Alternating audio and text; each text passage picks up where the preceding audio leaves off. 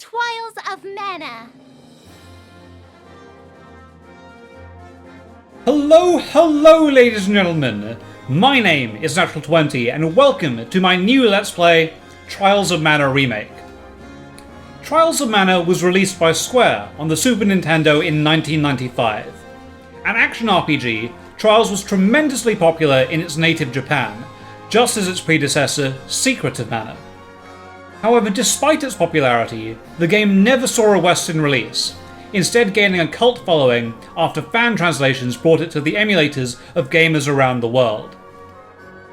Trials was a unique game, sporting co-op, a rarity in most action RPGs, as well as multiple storylines, triggered by the characters chosen at the beginning of the game.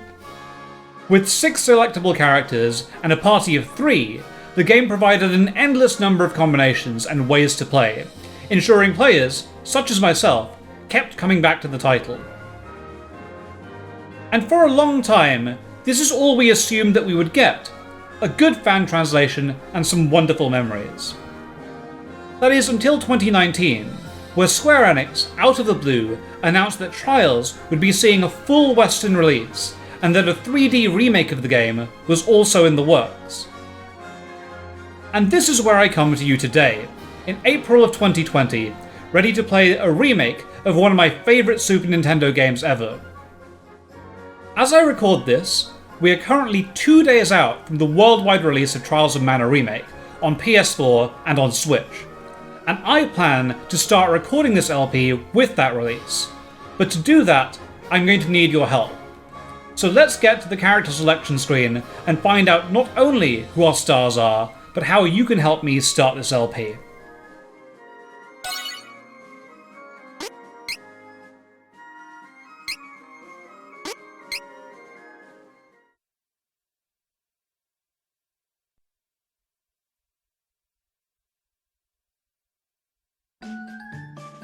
And this music brings me back. So, as I said before, Trials of Mana involves you selecting 3 characters of a possible 6.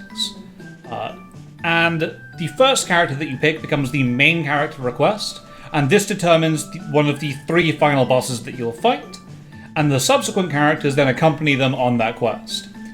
With 3 final bosses, that means that 2 characters are assigned to each boss, and the 2 characters assigned to each boss have unique dialogue with each other because they're assigned to the same boss as well. Which is a pretty cool thing overall, and it led to a lot of different reasons to play the game back in the day. So let's go through the characters as we see them. I'll explain to you a little bit about what they're about, and then following this video, I will release 6 separate videos showing the introductions for each character from a gameplay standpoint.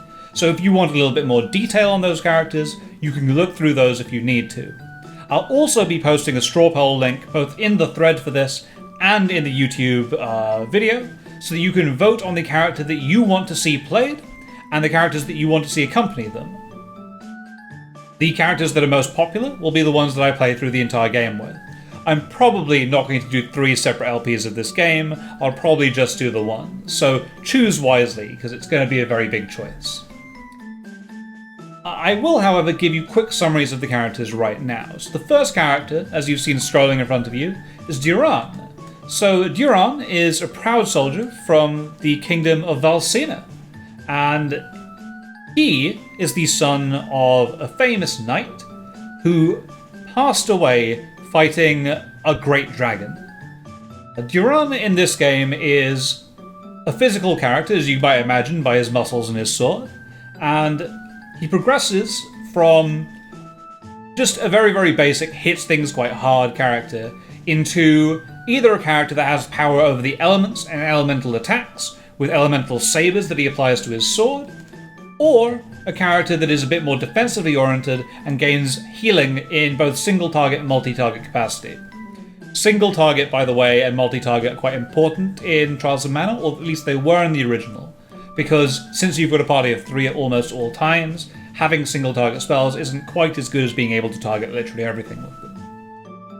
But Duran is a great character to pick. He's very, very solid in basically all areas, and yeah, he's a great character to pick if it's your first time playing through.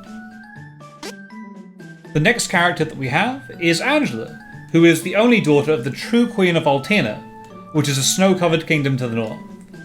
Angela is, as you can see from her wizard staff, a wizard, and she casts spells, although she's not very good at that at the beginning of the game.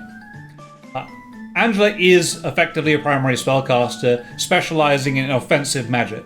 So what she will do is usually cast spells of elemental varieties to try and take advantage of monsters' weaknesses.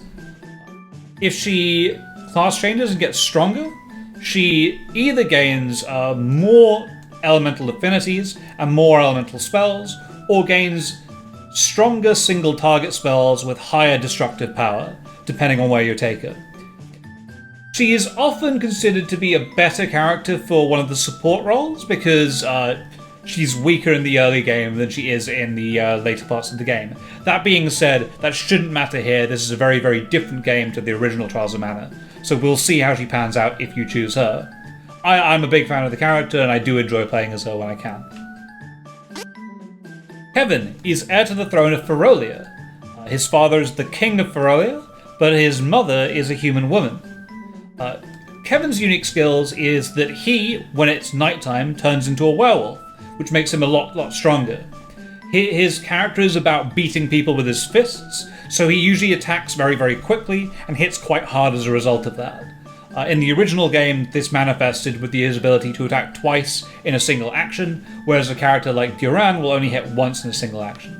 I don't know how this will play out in this game, or whether they'll be significantly different because of that here, but at least that's some idea of what's going on.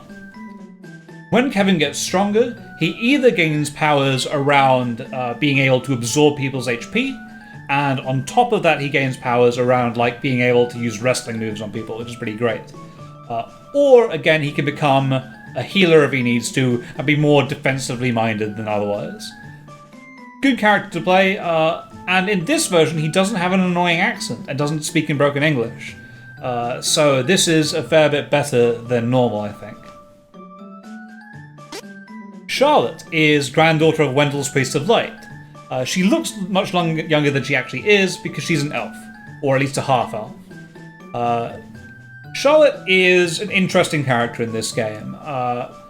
She's quite divisive because she speaks in kind of baby English, which is quite grating to a lot of people, at least it was back in the original translation.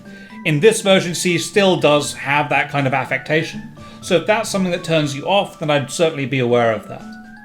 In terms of how she plays, Charlotte is a primary healing caster, a primary defensive caster. So where Angela has lots of spells that she'll blow up enemies with, Charlotte focuses on buffing and healing her party.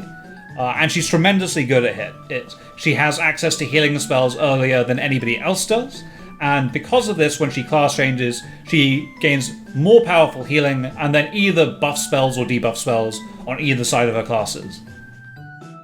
She is a tremendously powerful character, and she shares a boss with Kevin. So those two have unique dialogue if they play together. If I didn't say this before, Angela and Duran have a boss that they share together, and so they have unique dialogue as well. The next character that we have is Hawkeye. Hawkeye hails from the desert fortress of Naval. So in the original game, this was translated as Navarre by the fans. But Naval is the new version, so we'll go with that. Hawk is another character like Kevin, who in the original game used to attack very, very quickly, and gained a strong advantage because of that. In this game, I don't know again how that will pan out, but the few good things Hawk has is he's got extraordinarily high luck, which means that he encounters traps and chests a lot less than everybody else does. But further to that, he is a character that's focused around physically attacking, but he again focuses on buffing and debuffing people mainly.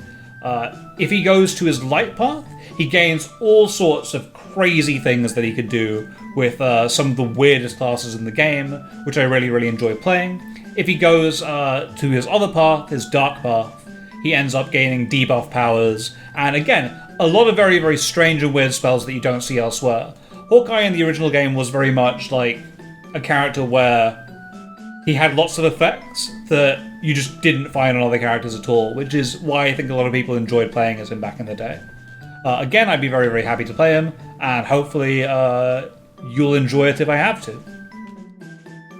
The final character is Rize, who is the young princess of the mountainous kingdom of Laurent, and captain of the Amazonian Guard, which I love, by the way.